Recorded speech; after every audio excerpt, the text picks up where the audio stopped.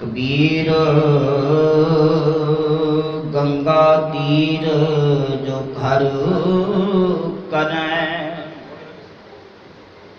पीवह निर्मल नीर बिन हर भगत न मुक्त होए यों कह रमे कबीर। कबीर मन निर्मल भया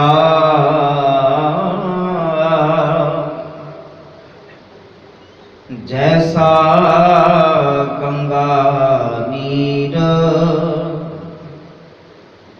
पाछै लागो हर फिरै कहत कबीर कबीर।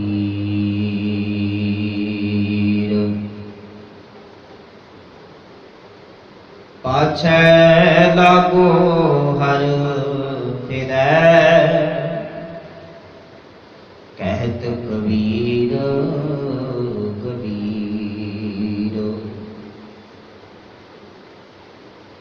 जुगो जुगा टल चवर छतर तक दे मालक हाजरा हजूर सर्व कला भरपूर सर्वे कायनात दे प्रतिपालक गुरता गति ते सुभायमान धन साहिब श्री गुरु ग्रंथ साहिब महाराज जीओ की पावन हजूरी अंदर बैठ करके शब्द कीर्तन का रस आनंद माणिया है।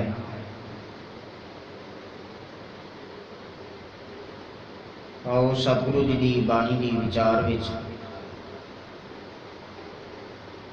मन बिरतियां एकाग्र करने वास्ते गुरु बख्शी फतेह साझी करो। प्यार अदो सत्कार सहताखो जी। वाहिगुरू जी का खालसा वाहिगुरू जी की फतेह। भगत कबीर साहब जी जिन्हां दे पावन श्लोकां की विचार रोजाना चल रही है। अज जिन्हां दो श्लोकां का पाठ असीं हुणे साझा कीता है। कबीर साहब जी अपने अज दे इस पहले श्लोक विच किरपा करते हैं ते कबीर साहब जी समझा रहे हैं। कबीर गंगा तीर जो घर कनै पीवह निर्मल नीर। कबीर साहब के समय ते लगभग हुण भी सनातन मत वाले गंगा नदी के पानी पवित्र जल समझते हैं, पवित्र जल मानते हैं। जदों किते गंगा का इशनान करन जाते हैं, गंगा तीरथ ते इशनान करते हैं, उतों जल पानी भर के घर भी लै आउंदे ने। होर भी धार्मिक तौर पर जितने को उन्हां दे कारज हैं लगभग बहुतियां विच गंगा तीर गंगा जल वरतिया जाता है।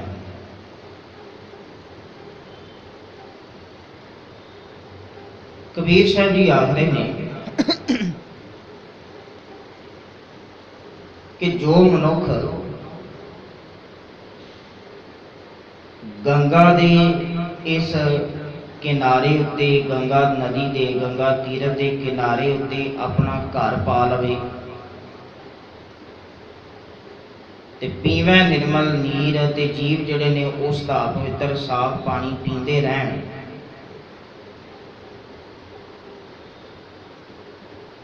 ਤੇ ਕਬੀਰ ਸਾਹਿਬ ਜੀ ਕਹਿਣ ਲੱਗੇ ਵੀ ਇਵੇਂ ਮੁਕਤੀ ਵਿਕਾਰਾਂ ਤੋਂ ਨਹੀਂ ਹੋ ਸਕਦੀ, ਰੱਬ ਦੇ ਘਰ ਵਿੱਚ ਪ੍ਰਵਾਨਗੀ ਨਹੀਂ ਹੋ ਸਕਦੀ, ਮਨੁੱਖ ਦਾ ਜੀਵਨ ਸਫਲ ਨਹੀਂ ਹੋ ਸਕਦਾ ਭਾਵੇਂ ਉਹ ਕਿਸੇ ਤੀਰਥ ਦੇ ਕਿਨਾਰੇ ਉੱਤੇ ਆਪਣਾ ਘਰ ਪਾ ਕੇ ਬੈਠ ਜਾਵੇ। ਨਾਲ ਪੰਕਤੀ ਹੈ, ਬਿਨ ਹਰ ਭਗਤ ਨਾ ਮੁਕਤ ਹੋਏ, ਇਉਂ ਕਹਿ ਰਵੇ ਕਬੀਰ। ਕਬੀਰ ਸਾਹਿਬ ਜੀ ਆਖਦੇ ਨੇ ਰੱਬ ਦੀ ਭਗਤੀ ਤੋਂ ਬਿਨਾਂ, ਸਿਮਰਨ ਤੋਂ ਬਿਨਾਂ, ਵਿਕਾਰਾਂ ਤੋਂ, ਕਾਮ ਕ੍ਰੋਧ ਲੋਭ ਮੋਹ ਹੰਕਾਰ ਆਦਿਕ ਤੋਂ ਮੁਕਤੀ ਨਹੀਂ ਹੋ ਸਕਦੀ, ਛੁਟਕਾਰਾ ਨਹੀਂ ਹੋ ਸਕਦਾ। ਇਹ ਸੱਚੀ ਗੱਲ ਦੱਸ ਕੇ ਕਬੀਰ ਸਾਹਿਬ ਜੀ ਆਪ ਉਸ ਮਾਲਕ ਪ੍ਰਭੂ ਪਰਮਾਤਮਾ ਦੀ ਭਗਤੀ ਵਿੱਚ, ਸਿਮਰਨ ਵਿੱਚ, ਬੰਦਗੀ ਵਿੱਚ ਜੁੜ ਜਾਂਦੇ ਨੇ। ਆਮ ਤੌਰ ਤੇ ਧਾਰਮਿਕ ਖੇਤਰ ਅੰਦਰ, ਧਾਰਮਿਕ ਦੁਨੀਆ ਅੰਦਰ ਬਹੁਤ ਸਾਰੇ ਕਰਮਕਾਂਡ ਪ੍ਰਚਲਿਤ ਨੇ, ਬਹੁਤ ਸਾਰੇ ਭੁਲੇਖੇ ਮਨੁੱਖੀ ਮਨ ਅੰਦਰ ਬੈਠੇ ਹੋਏ ਨੇ, ਜਿਹਦੇ ਕਾਰਨ ਕਰਕੇ ਮਨੁੱਖ ਰੱਬ ਦੀ ਭਗਤੀ ਛੱਡ ਕੇ, ਸਿਮਰਨ ਨੂੰ ਛੱਡ ਕੇ ਤੇ ਹੋਰ ਵਿਖਾਵੇ ਮਾਤਰ ਦੇ ਕਰਮ ਜਿਹੜੇ ਨੇ ਉਹ ਜ਼ਿਆਦਾ ਕਰਨ ਲੱਗ ਪਿਆ। ਹਿਰਦਾ ਰੱਬ ਦੀ ਭਗਤੀ ਵਿੱਚ ਭਿੱਜਦਾ ਨਹੀਂ ਹੈ ਤੇ ਬਾਹਰੋਂ ਬੜੀ ਉੱਚੀ ਉੱਚੀ ਕੂ ਕੂ ਕਰਕੇ ਕੋਈ ਸ਼ਬਦ ਗਾਉਂਦਾ ਹੈ, ਕੋਈ ਕੀਰਤਨ ਗਾਉਂਦਾ ਹੈ, ਕੋਈ ਮੁੱਲਾਂ ਦੇ ਵਾਂਗ ਉੱਚੀ ਉੱਚੀ ਬਾਂਗਾ ਪਿਆ ਦਿੰਦਾ ਹੈ, ਪਰ ਹਿਰਦਾ ਅੰਦਰ ਜਿਹੜਾ ਹੈ ਉਹ ਰੱਬ ਦੀ ਭਗਤੀ ਵਿੱਚ ਭਿੱਜਿਆ ਹੋਇਆ ਨਹੀਂ ਹੈ। ਤੇ ਬਾਣੀ ਵਿੱਚ ਗੁਰੂ ਰਾਮਦਾਸ ਪਾਤਸ਼ਾਹ ਜੀ ਨੇ ਬੜੀ ਬਖਸ਼ਿਸ਼ ਕਰਕੇ ਇਸ ਗੱਲ ਨੂੰ ਸਮਝਾਇਆ ਹੈ। ਕਹਿਣ ਲੱਗੇ, ਕੋਈ ਗਾਵੇ ਰਾਗੀ ਨਾਦੀ ਬੇਦੀ, ਬਹੁ ਭਾਂਤ ਕਰ ਨਹੀਂ ਹਰ ਹਰ ਭੀਜੈ ਰਾਮ ਰਾਜੇ। ਕੋਈ ਵਿਅਕਤੀ ਰਾਗਾਂ ਦੇ ਨਾਲ, ਸਾਜ਼ਾਂ ਦੇ ਨਾਲ, ਧਰਮ ਗ੍ਰੰਥਾਂ ਆਦਿਕ ਦੇ ਰਾਹੀਂ ਕੇਵਲ ਕੱਲਾ ਜ਼ੁਬਾਨ ਦੇ ਤੌਰ ਤੇ ਉੱਚੀ ਉੱਚੀ ਗਾਉਂਦਾ ਹੈ, ਬੜੇ ਵੈਰਾਗ ਵਿੱਚ ਵਾ ਕਰਕੇ ਵੀ ਗਾਉਂਦਾ ਹੈ, ਪਰ ਹਜ਼ੂਰ ਆਖਦੇ ਨੇ ਨਹੀਂ ਹਰ ਹਰ ਭੀਜੈ ਰਾਮ ਰਾਜੇ। ਹਰੀ ਪ੍ਰਮਾਤਮਾ ਉਹਨਾਂ ਦੇ ਇਸ ਕੀਤੇ ਹੋਏ ਯਤਨ ਨਾਲ ਭੇਜਦਾ ਨਹੀਂ ਹੈ, ਪ੍ਰਸੰਨ ਨਹੀਂ ਹੁੰਦਾ। ਕਿਉਂ ਨਹੀਂ ਹੁੰਦਾ? ਗਾ ਤੇ ਰਹੇ ਨੇ, ਫਿਰ ਮਾਲਕ ਉਹਨਾਂ ਤੇ ਪ੍ਰਸੰਨ ਕਿਉਂ ਨਹੀਂ ਹੁੰਦਾ? ਮਾਲਕ ਉਹਨਾਂ ਦੀ ਇਹ ਭਗਤੀ ਪ੍ਰਵਾਨ ਕਿਉਂ ਨਹੀਂ ਕਰਦਾ ਪਿਆ? ਤੇ ਨਾਲ ਹੀ ਹਜ਼ੂਰ ਬਖਸ਼ਿਸ਼ ਕਰਦੇ ਨੇ, ਜਿਨ੍ਹਾਂ ਅੰਦਰ ਕਪਟ ਵਿਕਾਰ ਹੈ, ਤਿਨਾ ਰੋਏ ਕਿਆ ਕੀਜੈ। ਕਹਿੰਦੇ ਕਿ ਜਿਨ੍ਹਾਂ ਦੇ ਅੰਦਰ ਕਪਟ ਹੈ, ਛਲ ਹੈ, ਵਿਕਾਰ ਨੇ, ਉਹਨਾਂ ਦਾ ਇਹ ਗਾਇਆ ਹੋਇਆ ਵੀ ਸਾਰਾ ਗੁਰੂ ਸਾਹਿਬ ਆਖਦੇ ਨੇ ਤੇ ਰੋਣਾ ਹੀ ਹੈ। ਤਿਨਾ ਰੋਏ ਕਿਆ ਕੀਜੈ, ਉਹਨਾਂ ਦਾ ਇਹ ਰੋਇਆ ਹੋਇਆ ਕੀ ਕਰੀਏ, ਪ੍ਰਵਾਨਗੀ ਨਹੀਂ ਹੋ ਸਕਦੀ। ਇੱਥੇ ਗਾਵਣ ਵਾਲੇ, ਉੱਚੀ ਉੱਚੀ ਪੜ੍ਹਨ ਵਾਲੇ ਬਥੇਰੇ ਨੇ, ਸੁਣਾ ਸੁਣਾ ਕਰਕੇ ਪੜ੍ਹਨ ਵਾਲਿਆਂ ਦੀ ਗਿਣਤੀ ਵੀ ਬਹੁਤ ਹੈ, ਵਿਖਾ ਵਿਖਾ ਕਰਕੇ ਪੜ੍ਹਨ ਵਾਲਿਆਂ ਦੀ ਗਿਣਤੀ ਵੀ ਬਹੁਤ ਹੈ ਵੀ ਅਸੀਂ ਪਾਠ ਕਰ ਰਹੇ ਹਾਂ, ਪਰ ਹਿਰਦਾ ਇਹ ਬਾਣੀ ਦੇ ਪਾਠ ਵਿੱਚ, ਰਸ ਵਿੱਚ, ਆਨੰਦ ਵਿੱਚ ਭਿੱਜਿਆ ਨਹੀਂ ਹੈ। ਆਮ ਤੌਰ ਤੇ ਵਿਦਵਾਨ ਇਹੋ ਜਿਹੇ ਪੜ੍ਹਨ ਵਾਲੇ ਜਿਹੜੇ ਕੇਵਲ ਵਿਖਾਵੇ ਮਾਤਰ ਕਰਦੇ ਨੇ, ਸਿਰਫ ਜ਼ੁਬਾਨ ਤੱਕ ਹੀ ਸੀਮਤ ਰੱਖਦੇ ਨੇ, ਅੰਦਰ ਨਹੀਂ ਲੈ ਕਰਕੇ ਜਾਂਦੇ। ਇਸ ਗੱਲ ਦੀ ਉਦਾਹਰਨ ਇੰਜ ਦਿੰਦੇ ਨੇ ਵੀ ਜਿਵੇਂ ਕੋਈ ਵਿਅਕਤੀ ਨੇ ਪ੍ਰਸ਼ਾਦਾ ਪਾਣੀ ਛਕਿਆ ਹੋਵੇ ਤੇ ਬਾਅਦ ਵਿੱਚ ਆਪਣਾ ਮੂੰਹ ਸਾਫ਼ ਕਰਨ ਵਾਸਤੇ ਚੁਲੀ ਕਰਦਾ ਹੈ, ਜਾਂ ਜਿਹਨੂੰ ਕਰੂਲੀ ਵੀ ਕਿਹਾ ਜਾਂਦਾ ਹੈ, वो जिन्ना को थोड़ा जा पानी पींदा अपने मूँह में ही घुमा करके बाहर छुड़ देता है, अंदर नहीं लैके जाता। बहुते पढ़न वालों की हालत कुछ इस तरह की है भी जुबान बार बार रिपीट कर रही पढ़ रही है पर अंदर नहीं लै करके जाता।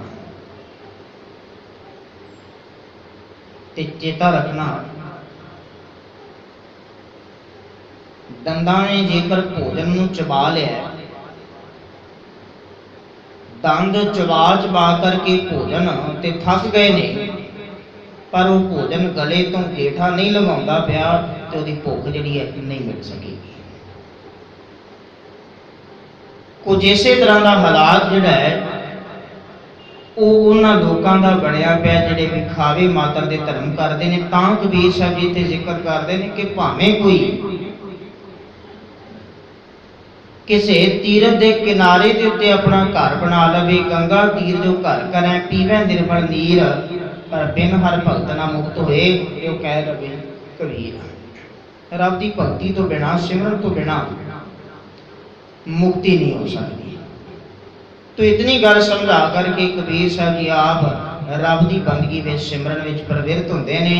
ते दूजा श्लोक है कबीर मन निर्मल भया जैसा गंगा नीर। कबीर साहब जी आखते ने दुनिया के लोग ते गंगा के तीर नूं, गंगा के पानी नूं वो अपने घर विच लै करके आउंदे ने ते अपने कर्म जिहड़े ने उहदे नाल संपूर्ण करते ने ते घर नूं पवित्र पे करते ने। पर कबीर साहब जी कहन लगे भी कबीर मन निर्मल भया जैसा गंगा नीर। रब की बंदगी करके मन ही पवित्र हो गया ते ऐसा पवित्र हो गया जिन्हों ये लोग गंगा का नीर, गंगा का पानी कहते हो। भाव मन ही इन्ना साफ हो गया, पवित्र हो गया। तो जो हिरदा रब की बंदगी में जुड़ करके साफ हो गया, निर्मल हो गया, पवित्र हो गया, तो कहन लगे भगत नूं रब के घर विचों ये दात मिली है कि मानो पाछै लागू हर फिरै कहत कबीर कबीर। कहन लगे भी मानो हुण रब हरी जिहड़ा है वो कबीर दे पिछे लग गया होया ते आवाज़ां मार रहा कबीर कबीर। ये मानो उहदे सफल हो गया बंदगी करन विच, उहदा जीवन जिहड़ा सफल हो गया। मालिक दे घर विचों भी उहनूं वडियाई मिल रही है। जिसने अपना मन पवित्र गंगा वर्गा साफ बना लिया, पाछै लागू हर फिरै कहत कबीर कबीर। तो कबीर साहब जी इन्हां दो श्लोकों में जो जीवन जात बख्शिश कर रहे हैं तो कल इसे नूं समझा रहे हैं कि रबी बंदगी तो बिना होर विखावे मात्र के जितने भी कर्म किए जा रहे हैं उन्हां दे नाल रब दे घर विच प्रवाह नहीं हो सकीदा ते विकारां तो मुक्ति नहीं होती। इस करके मनुख नूं रबी सिमरन में जुड़ करके अपने हिरदे नूं ही पवित्र बनाना चाहिए है, अपने मन नूं ही साफ बनाना चाहिए है ताकि रब के घर विच ये पवित्र मन दे नाल प्रवानगी हो जाए। मनुख की कीती हुई ये मेहनत जिहड़ी है सफल हो सके। ये तदों होगा जदों रबी बंदगी विच मनुख हिरदा जुड़ जाएगा। तो गुरु रहमत करे इन्हां पावन दो श्लोकों को अपने जीवन में इस विचार को धारते हुए इस गल को समझ लीए कि रबी बंदगी तो बिना सिमरन तो बिना होर विखावे मात्र के कर्म मुक्ति नहीं दिवा सकते। ते रबी घर विच प्रवानगी उन्होंने है जिन्हों का अपना मन बंदगी करके साफ हो गया, जिदे विचों विकार निकल गए ने, छल कपट ठगी चोरी यारी ये विकार सारे निकल गए ने। तो पवित्र हिरदा मालिक के घर विच प्रवान हो गया है। तो ये हिरदा सत्संगत विचों मिले उपदेश को कमा करके ही पवित्र होता है। तो जिन्हों ने पवित्र हिरदे नाल रबी बंदगी की है मालिक ने मेहर करके उन्होंने ये लोक सुखिया तो लोक सुहेला बना दिता है। हुई बेअंत भुलां दी खिमा आखो जी। वाहिगुरू जी का खालसा वाहिगुरू जी की फतेह।